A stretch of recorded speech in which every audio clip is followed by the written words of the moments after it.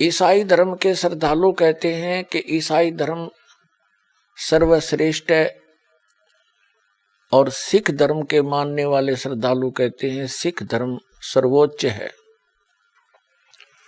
हम क्या कहते हैं, ये दास क्या कहता है, हमारा क्या धर्म है कि जीव हमारी जाति है, मानव धर्म हमारा हिंदू मुस्लिम सिख ईसाई कोई धर्म नहीं है न्यारा। अपने आत्माओं, मुसलमान धर्म के भाई जो हैं वो कुरान शरीफ को ठीक से ना समझकर उन्होंने क्या विधान बना रखा है, ठीक से ना समझकर उसके श्लोकों को, मंत्रों को, आयतों को उन्होंने ये फाइनल कर दिया है कि कुरान शरीफ का ज्ञान दाता जिसको ये अपना अल्लाह ताला मानते हैं वो क्या कहता है, उन्होंने कैसा विधान जान लिया कि ऐसा कहा गया है। इन्होंने क्या मान रखा कि पुनर्जन्म नहीं होता।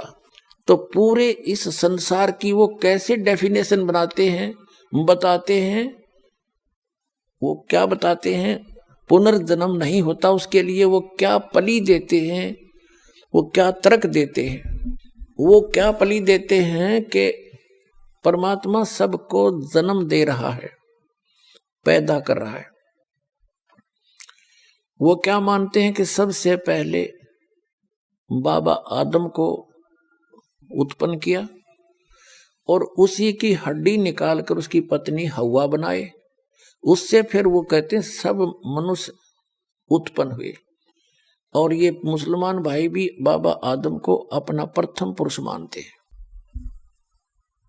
और ये भी मानते हैं कि जो कुरान शरीफ का ज्ञान दाता है वो खुद कहता है, कुरान शरीफ में बोला है उसने कि पहले की जो बुक थी, पहले की होली बुक तौरात, जबूर और इंजिल मैंने ही उन नबियों पर नाजिल की थी, उतारी थी, उनको दिया था वो ज्ञान। ठीक। और ये भी कहते हैं मुसलमान भाई कि कुरान शरीफ अकेले मुसलमानों के लिए नहीं, संसार के सभी मानव के लिए। तो इसका मतलब जो पहले थे उन पर भी लागू और आगे भी लागू होगा ये। ठीक। अब पुनर्जन्म के बारे में वो नहीं मानते। वो क्या कहते हैं कि एक बार आप पैदा हो गए, आपकी मृत्यु जैसी भी उस भगवान ने निर्धारित कर रखी है वो हो जाएगी। उसके बाद आप कब्रों में दबा दिए जाओगे। ठीक। और जब कयामत आवेगी, यानी कयामत माने महाप्रलय होगी, पृथ्वी भी नहीं रहेगी, सारा कुछ नाश हो जाएगा, आकाश भी नहीं रहेगा। उस समय आप सभी को उन कब्रों से निकाला जाएगा और फिर जीवित किया जाएगा। जिन्होंने कुरान शरीफ के ज्ञानदाता की आज्ञा का पालन किया और उसके अनुसार भक्ति साधना उपासना करते रहे, वो तो जाएंगे जन्नत में। और जिन्होंने आज्ञा का पालन नहीं किया, जो विमुख रहे और बकवाद करते रहे, वो जाएंगे नरक में। स्वर्ग को कहते हैं वो जन्नत यानी बहिश्त, और नरक को कहते हैं दोजख। तो सदा के लिए फिर कोई जन्म नहीं होगा, इनका मानना है। किनका? मुसलमान भाइयों का। ये दोष मुसलमान भाइयों का नहीं है, उनके कुरान शरीफ के पढ़कर सुनाने वालों की गलती रही है, वो समझ नहीं सके। जैसे पवित्र बाइबल के अंदर जो वर्णन है, परमात्मा निराकार है, उसको स्पष्ट लिखा है प्रथम ही उत्पत्ति में, और आज तक सब उसको निराकार बता रहे। तो वो उस ईसाई धर्म और यहूदी धर्म के व्यक्तियों का दोष नहीं है, उसके पढ़ने वालों की त्रुटि है। ऐसे ही गीता जी के अंदर जो वर्णन है, ये श्री कृष्ण जी को सुप्रीम पावर मान रहे थे। गीता जी के जो अनुवाद करता और इसके विवेचन करता, इस पर प्रवचन करता हमारे हिंदू धर्म के आचार्य और शंकराचार्य, संत, महंत और मंडलेश्वर, इनको कख भी पता नहीं था। तो ये दोष हिंदू धर्म के व्यक्तियों का नहीं, ये दोष उन नीम हकीम गुरुओं का, जो समझ नहीं सके इस पवित्र ग्रंथ के रहस्य को।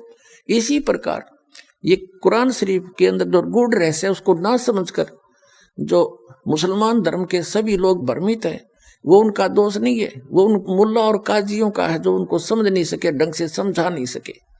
अब इन्होंने तो फाइनल कर दिया कि जो जन्म ईब ताप का हो गया और मृत्यु हो जाएगी, कब्र में दबा दिए बस, उसके बाद कभी कयामत आवेगी, आखिरत आवेगी, आखिरत माने अंत आवेगा, तो उस समय सबको एक वचन से वो अल्लाह जीवित कर देगा और फिर स्वर्ग में जाने वाले स्वर्ग में जाओ, नरक में जाने वाले नरक में, फाइनल कर दिया, फिर कभी कुछ नहीं होगा। ये मानना है मुसलमान धर्म के व्यक्तियों का। पहले भी नहीं हुआ है ऐसा, एक ही बार होगा, यू फाइनल है इनका। अगर पहले कभी हुआ होता जन्मवीर, फिर कयामत आई होती, तो पुनर्जन्म आपा हो गया। तो ये मानते नहीं पुनर्जन्म को, बिल्कुल नहीं मानते। तो पुण्यात्माओं उस जन्नत ने शर्मा मारेंगे, अरबों वर्ष तक उस कब्र में घुसड़े पड़े रहे हम, अरबों वर्ष के बाद फिर कभी कयामत होगी, जब उस मत निकाले जाएंगे।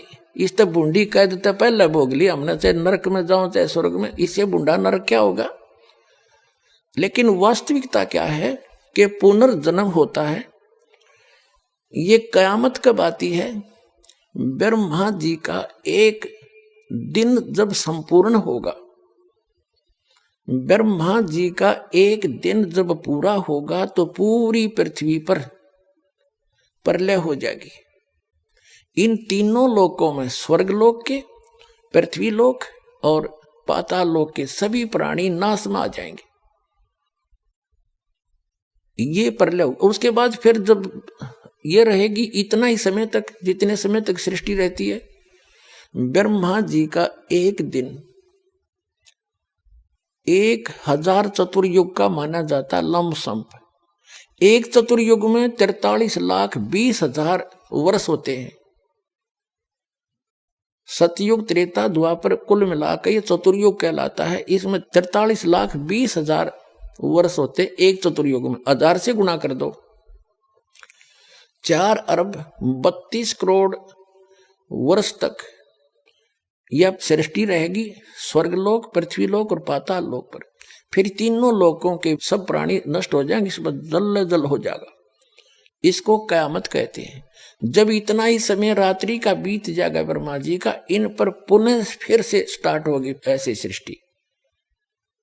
ये एक कर्म है और जन्म मृत्यु तब तक बनी रहेगी जब तक पूर्ण परमात्मा की भक्ति नहीं करेंगे। तो वहां सतलोक में चले जाएंगे। ये जो दास आपको भक्ति देगा, उससे आपका जन्म और मरण सदा के लिए समाप्त होगा। वहां नरक नहीं है, वह जन्नत है, वहां कोई दोजख की आंच नहीं है। वो व्यक्ति वही जाएंगे जो यहाँ इस दास के द्वारा बताई इस भक्ति से परिपूर्ण हो जाएंगे, बुराइयों से बचे रहेंगे और मर्यादा में रहेंगे, वो उस स्थान पर जाएंगे। तो जन्म मरण होता है और कुरान शरीफ भी जन्म मरण का प्रत्यक्ष प्रमाण देती है।